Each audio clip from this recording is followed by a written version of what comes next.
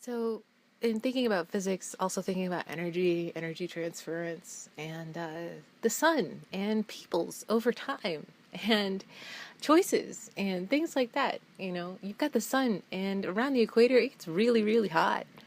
And I know that I would probably not be able to endure that year after year.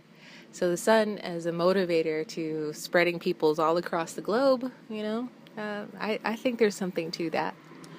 Perhaps the wobble of the earth, I'm not going to get too far into it, but the sun causes the heat, does its work upon the body.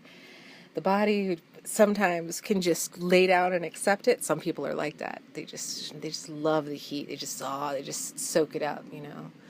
And others, like myself, I can do that to the point, but then there's this point where I feel like, oh man, if I don't get some air conditioning, or if I don't cool down, I'm gonna get really upset. I'm just gonna get really sick and irritated because it's doing its work on you so much so that it's technically causing a meltdown, which is what we say when conditions become too hot for us to bear. Also, that's what happens to chocolate if left out in the sun. Don't do it. Chocolate likes room temperature to cool.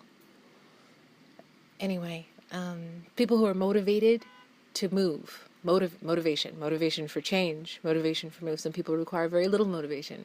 Other people require a lot of motivation. Some people, they won't change until they're almost to that point of breaking apart. They're just not going to do it because they're so stubborn. They require so much energy. They're so lazy. It's the inertia.